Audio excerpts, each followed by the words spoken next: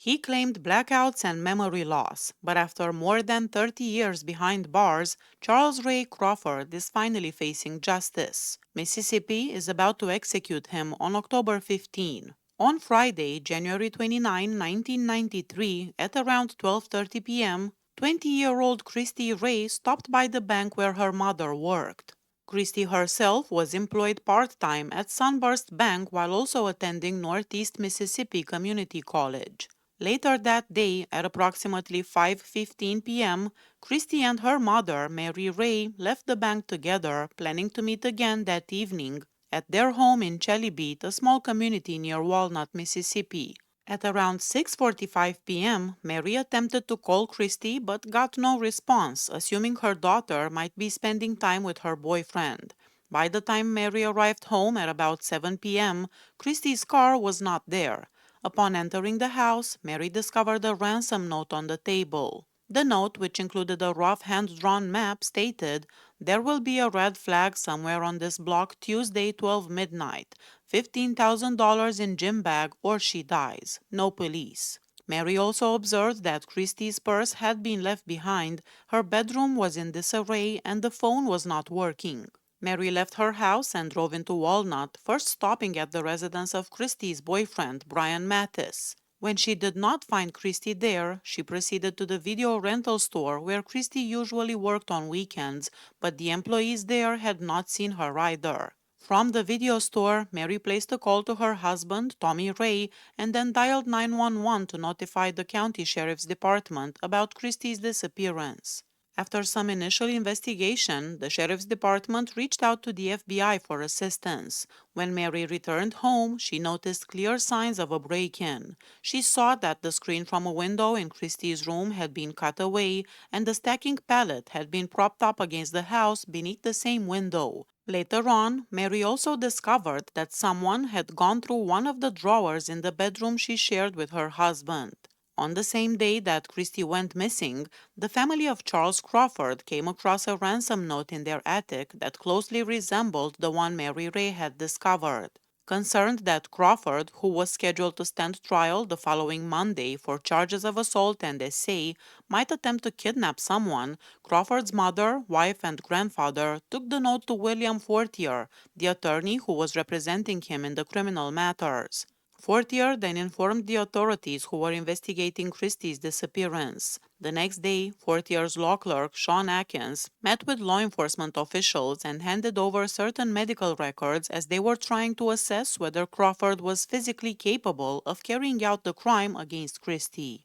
On the Saturday following Christie's disappearance, local and federal authorities set up a command post at the Chellybeat school.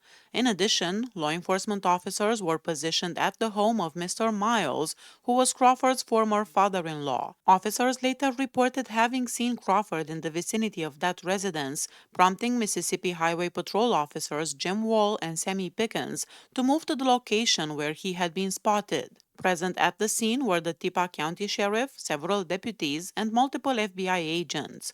When Crawford eventually returned to the residence that Saturday, he was taken into custody while in possession of a double-barrel shotgun and a switchblade knife. After his arrest, Crawford was transported by officers Wall and Pickens. Wall later testified that while they were in the car, he asked Crawford if he recognized him, to which Crawford responded that he did. Wall then proceeded to advise Crawford of his Miranda rights. Once Wall was finished, Crawford asked something along the lines of, "Why are you asking me this?" or "What is going on here?" During the ride, Crawford stated that he did not personally know Christie, but did recognize her by sight. Wall also testified that Crawford mentioned he believed his leg was broken, though he did not want to be taken to a hospital. Initially, Wall and Pickens were instructed to transport Crawford to the county jail in Ripley, and they even discussed the possibility of bringing him to the hospital. However, while en route to the jail, they received new instructions to return Crawford to the command center in Chellybeat, so they proceeded there with him. When officers Wall and Pickens arrived with Crawford at the command center, they handed him over to Joseph Jackson, the FBI agent in charge of operations in Mississippi. Jackson once again read Crawford his Miranda rights before beginning an interview, which he conducted alongside agents Jim Maddock and Tom Bush. Although Crawford did not sign a waiver of rights, he immediately responded after being advised, stating that he did not understand why the officers wanted to question him, but that he would go ahead and answer. He insisted that he had not been involved in anything and complained of back pain, explaining that he had injured himself by falling into a well. During the interrogation, Crawford was permitted to lie on the floor to help ease his discomfort. At first, Crawford claimed he had been out hunting. However, when Jackson directly asked if Christie was still alive, Crawford broke down crying and admitted that she was not. When pressed further, he agreed to take authorities to where her body was located. According to Jackson, the entire questioning of Crawford lasted about 20 minutes. At around 8 p.m. on Saturday, Crawford left the command center with law enforcement officers and guided them through rough terrain and dense woods. He personally led the search team and made no mention of any back pain during the trek. Eventually, they reached a heavily wooded spot blanketed with leaves, where Crawford pointed out the location of Christie's body. Upon the discovery, Crawford asked investigators why they had not simply finished him off. Christie's body was found at about 9:48 p.m., roughly 400 yards away from an abandoned structure known as the Hopper Barn. Officer Wall pulled back the leaves to reveal her remains. Her hands had been secured with handcuffs behind her back around a small cheddar sapling. A sock had been forced into her mouth, held in place by a gag tied around her head. She had not been blindfolded, and her jeans had been pulled down below her hips. Dr. Stephen Hain, the pathologist who examined Christie, testified that she had sustained a single stab wound to the chest.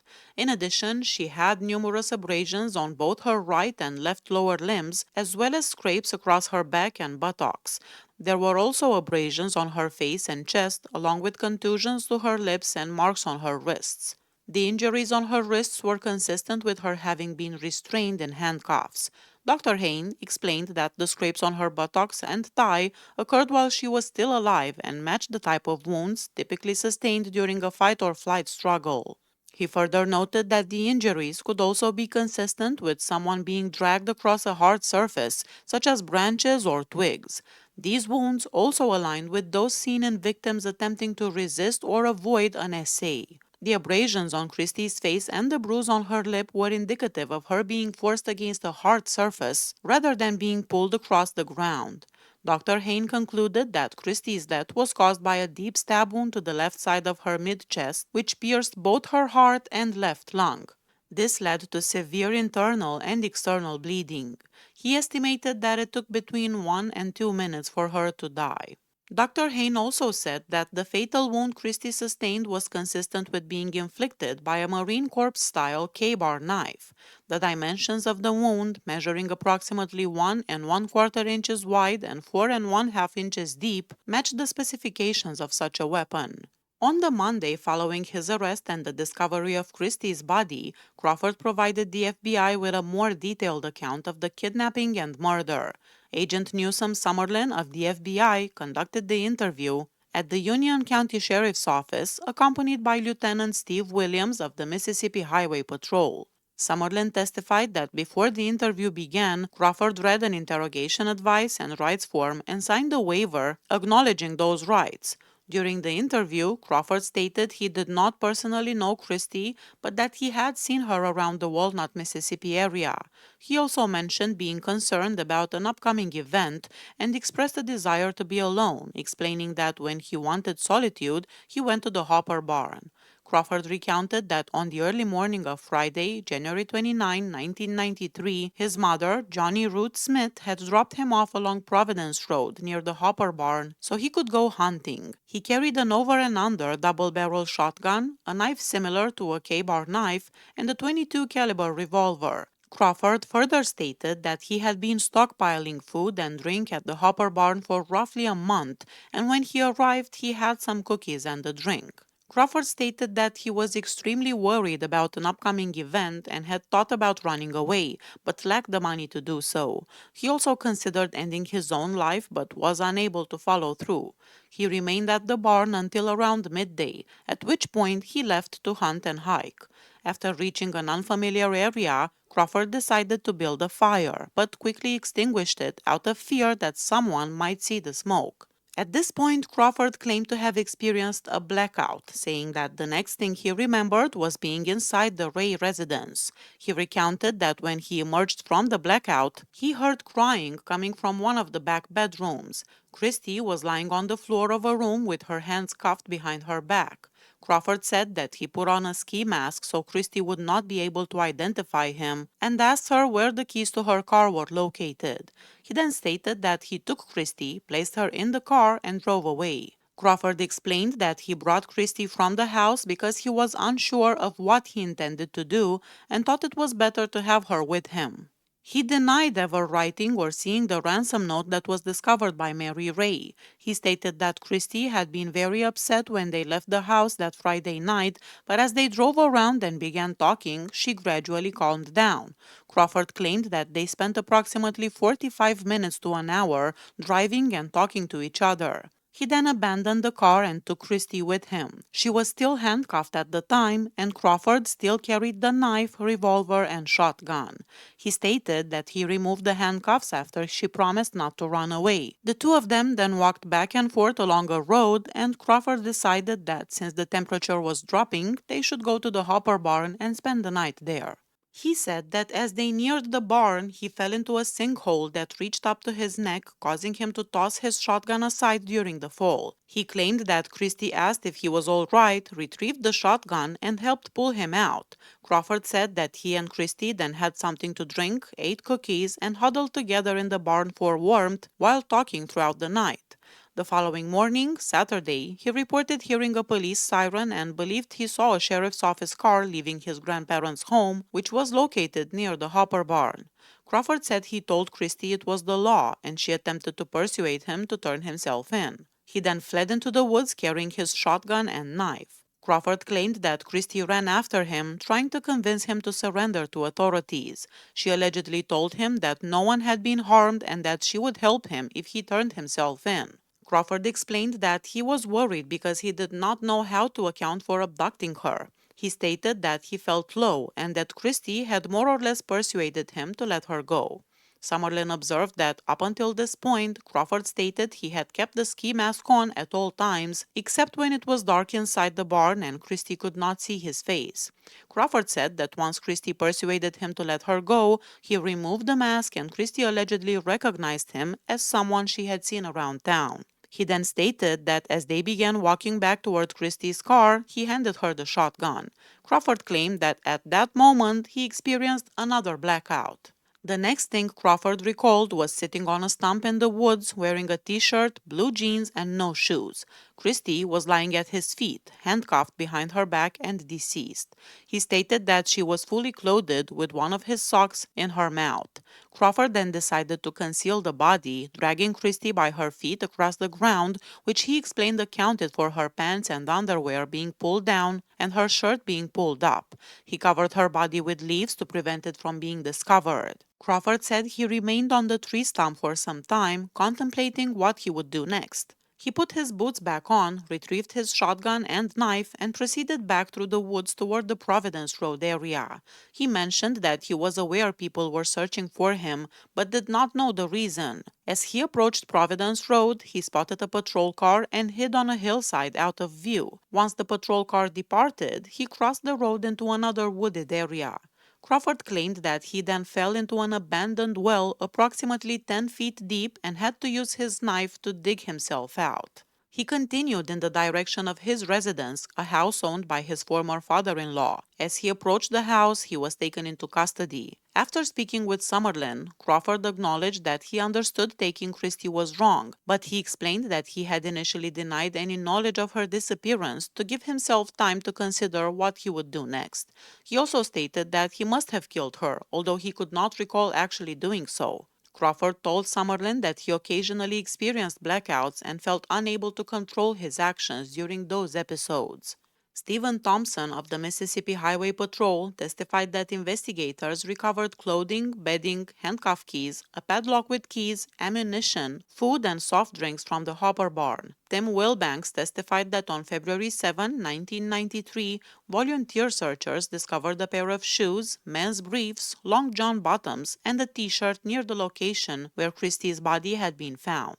Wilbanks stated that the shoes, which were located among trees and shrubs, appeared to have been thrown there, while the underwear and t-shirt were found beneath a brush pile. Joe Foster later testified that he found a knife and a pistol in a nylon holster in his field, approximately 1/4 mile from the Hopper barn. Dick Coster of the Walnut Police Department testified that he searched the area where the knife and gun were located and discovered a belt with a Harley-Davidson buckle stamped with the name Chuck on the back. This belt closely resembled one that Crawford, whose nickname was Chuck, typically wore.